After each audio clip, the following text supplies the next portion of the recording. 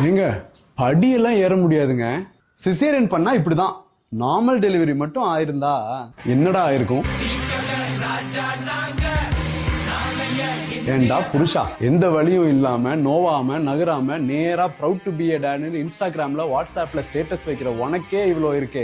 வயசுக்கு வந்த நாள்ல இருந்து பீரியட்ஸ் பெயினை தாங்கி, சின்ன வயசுலயே குடும்ப பாரத்தை தாங்கி, கல்யாணத்துக்கு அப்புறம் ஒன்ன தாங்கி, ஹாப்பி நியூஸ் எப்போ நீ ஹாப்பினஸே கெடுத்த ஒரு ரிலேஷன்ஸ் எல்லாம் தாங்கி, ஒரு வழியா பிரெக்னென்ட்டும் ஆகி, நார்மல் டெலிவரிக்கு ஒரு கிளாஸ், நியூட்ரிஷனுக்கு ஒரு கிளாஸ், யோகாக்கு ஒரு கிளாஸ், இருக்கிற கிளாஸுக்கு எல்லாம் போய் ரேம்ப் வாக் பண்ணிட்டு இருந்தனா டக் வாக் பண்ண ஆரம்பிச்சு, நார்மல் டெலிவரி பண்ற டாக்டர் யாருன்னு தேடி தெரு தெருவா அலைஞ்சு, உனக்கு டைம் இல்லைங்கனால எங்க அப்பா அம்மாவையும் அலைய வச்சு ஒரு வழியா அந்த டாக்டரை கண்டுபிடிச்சு ஹாஸ்பிட்டலுக்கு போனா மாசம் மாசம் blood test, urine test, vaccine, PV exam, வயிற்றுக்கு ஸ்கேன், வஜினல் ஸ்கேன், அந்த வழியையும் அனுபவிச்சு டியூ டேட் வந்து வழி வராம வழி வரதுக்கு மருந்து வச்சு லேபர் ரூம்ல எல்லாரும் முக்கு முக்கு முக்குன்னு கத்த, நான் முக்குன முக்குல யூரின், மோஷன், கேஸ்னு குழந்தைய தவிர எல்லாம் வெளியில வர, அதையும் மீறி முக்கி திக்கி விக்கி சிக்கி முயற்சி பண்ணா பேபிக்கு ஹார்ட் ரேட் டிப் ஆகுதுன்னு டாக்டர் சொல்ல, அதை கேட்டு ஏன் ஹார்ட் ரேட் எகிற ஆபரேஷன் தியேட்டருக்கு அவசர அவசரமா ஷிஃப்ட் பண்ணி அனஸ்தெட்டிஸ் என் முதுகுல ஸ்பைனல குத்தி குத்தி வலியில நான் கத்தி கத்தி என் வயித்தை கிழிச்சு குழந்தைய எடுத்து முத அந்த குழந்தையோட மூஞ்சியை பார்க்கும்போது அப்படியே அப்பா ஜாடன் வர கமெண்ட்ஸ் எல்லாம் சகிச்சு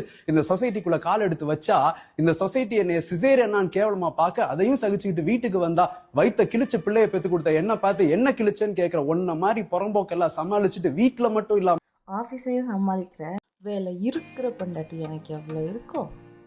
அது என்னடா நார்மல் டெலிவரி? அப்போ நாங்கள் பண்ணுறதுன்னா அப்நார்மல் டெலிவரியா? வெஜினல் டெலிவரி, சிசேரியன் டெலிவரின்னு சொல்ல கற்றுக்கோ. இனிமேல் நார்மல்னு கூட தெரியாமல் கூட வாயில் இருக்குது. மீறி வந்துச்சு நான் அப்நார்மல் ஆகிடும், பார்த்துக்கோ.